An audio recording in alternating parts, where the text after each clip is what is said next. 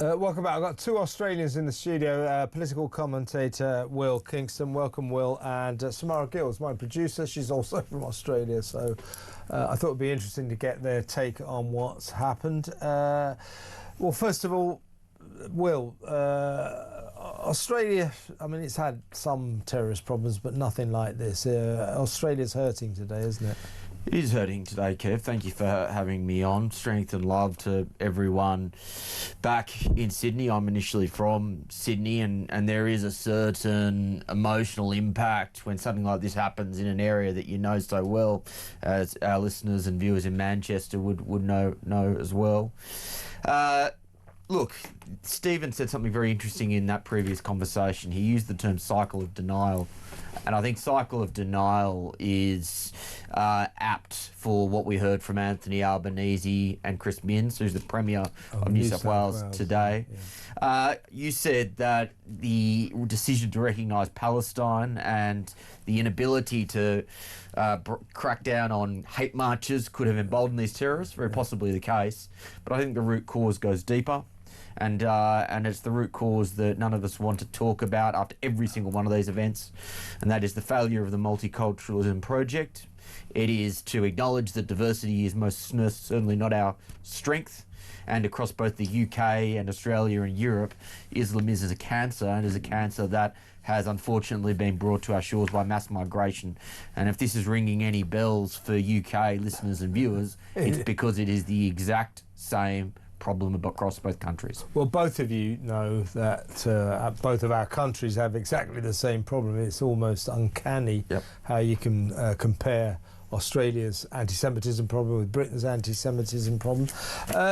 Samara, tell me about Anthony Albanese, because he's making the usual noises. Lessons will be learned, hearts and prayers go out to the victims, let's embrace our Jewish people, let's stop the rise of anti-Semitism. Well, you haven't stopped it so far, Anthony, have you? Totally. I mean, Anthony Albanese is a disaster in chief, and senators like Marina Faruqi are basically disaster tourists at this point, laying their wreaths at Bondi when they've worn keffirs in the parliament, they've stood next to anti-Semitic signs, they haven't condemned Hamas. These are people who are completely anti-Semitic, that are embedded within the Australian parliament, and for months have been lecturing Israel about what they're doing in Gaza, and now they have the temerity to show up at Bondi Beach and say, oh, blessings for the Jews, prayers for the Jewish community. We don't want your blessings. We don't want your prayers. You are actually implicated in this situation. They are culpable. Wouldn't it be better, perhaps you could answer this one, wouldn't it be better if Anthony Albanese today had said, clearly, yesterday proves we have a problem with anti-Semitism. These people were shot for being Jewish. We need to tackle the problem of anti-Semitism. Instead, what does he say? We need to get tough on gun control laws. You've already got the strictest gun control laws in the Western world. He's deflecting from what he needs to do, and I think he's doing it deliberately. Yeah, of course he's doing it deliberately, because that would require political courage, and it would require the courage to go against a lot of his base. Again, very much like something Keir Starmer saying the same thing, it would go against a lot of his base. Gun laws are, as you've said, some of the tightest in the world. They are not the issue. I haven't heard it from any politicians yet, but I've got no doubt that they'll be talking about cracking down on social media and the internet next as the next straw man to bring up. They like that, don't they? That will come next. Our lot like that as well. Exactly right. Because the Labor Party in Australia, much like the Labor Party in the UK, are culpable for the mass migration project that has brought these sorts of people who despise these countries and despise Western civilization into our midst. I would say, you know, we have a Syrian-born hero who proves that migration can be we've got the best. I don't think it's migration. We need to talk about the ideology that pulls the trigger on those guns, the ideology that plows planes into buildings, you know, drives cars into Christmas markets. That's the issue. It's Islamist extremism. I agree with a lot of what Will says, but I push back on it a little bit. I mean, we are a country that literally our population came via boats in order to come to from the our shores. prisons. Yeah, from our prisons. So I think we are actually a country joke, built on... folks. Well, it's a little bit different to... I know you disagree with that, Will, but it's a little bit different to the UK, where there isn't actually, you know, a inherent Yours is a class. culture based we on... are based on migration. Let me be perfectly clear. I'm not saying that immigration is the problem per se. I'm saying that immigration, as opposed to being treated as a yes or no question, we need to say where from, how many, and how quickly. Now, in the post-war years in Australia, people came from Europe, they came from the United Kingdom, and it's much easier to integrate someone from Greece or Italy than it is from Syria. To your point, Samara, absolutely not impossible. Absolutely not impossible. But at the same time, we need to confront the reality that in the last 20 years, a higher proportion of the total immigration mix has come from Islamic countries, and that's led to an increase in violence. It's also led to an increase in issues around the treatment of women and minority groups. Well, statistically, we'll have to have a look at that, but I'm sure that you've got a point there. I mean, Islamists or Islamist extremists are responsible for a kind of frightening majority of most terrorist attacks around the world. Why, Samara, today was Anthony Albanese wittering on about the far right? Apart from gun control, which is irrelevant because this guy was a licensed gun holder, that's one of the shooters. Why was he wittering on about the far right? Yeah, it's a really good question, Kev, because it's quite baffling to see him go on television. I mean, he bangs on a lot about anti-Semitism.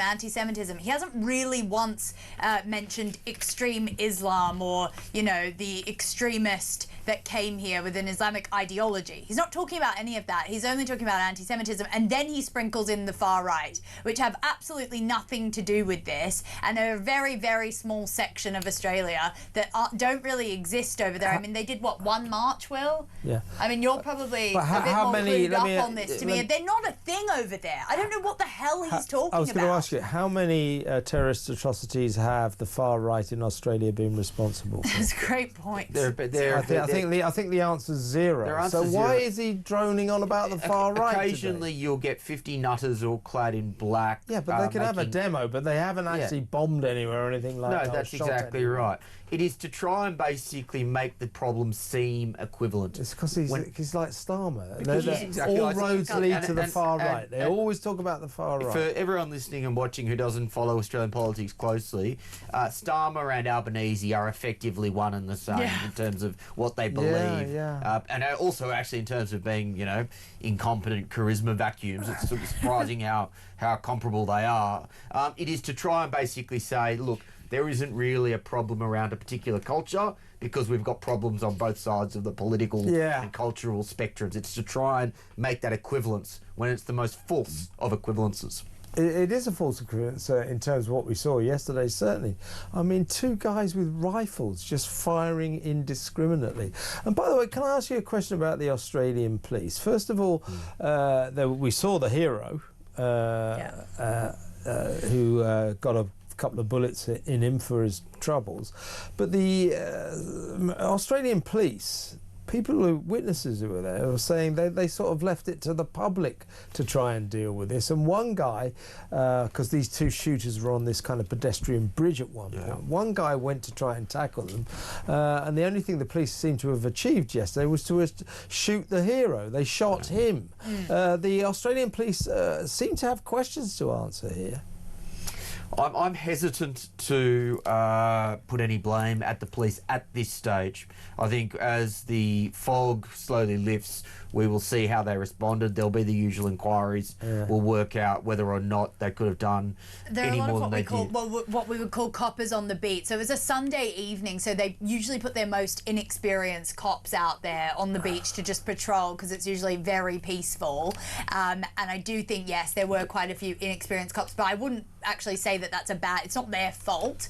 Would you? Yeah, look, I would add one more thing, and again, the horrific tragedy of a police officer inadvertently shooting one of the victims is a tragedy, but again, without any further knowledge, you're right. I'm not blaming the police officer for that calamity. You're right. At the same time, it raises a question for the United Kingdom in that all police officers in Australia are armed with guns. And it could very well be the case that if those police officers did not have guns on them, many more people would have died. Now, in the United Kingdom, the country's long had the fine tradition of policing by consent, which has made arming most officers unnecessary. That's now broken down because it is no longer a high trust society. So I think there is a question for the United Kingdom, which is when this type of attack occurs in the United Kingdom, and it will happen again, do police officers need to have guns on them to make sure or to minimise the casualty rate? I've always thought it's a bit ridiculous that we don't arm all of our coppers, to be honest, when this is 2025. You know, we see people who say, oh, British policemen shouldn't, bobbies on the beach shouldn't have guns. Well, they're living in sort of 1955 or something. You know, this is not the case anymore. This is a much more dangerous country than it used to be. And we send our coppers out with no weapons to deal with it. It's ridiculous. That's because of the woke ideology, though. I mean, you've got the same issue with the NHS, where every time they're like, well, if the cops have guns, then we're going to turn into a George Floyd-esque America, where, you know, people are shooting people left, right, and centre, and then with healthcare, you know, oh, if we have any sort of change to our healthcare system, we're going to turn into America. So I think you're right. We need to harden up.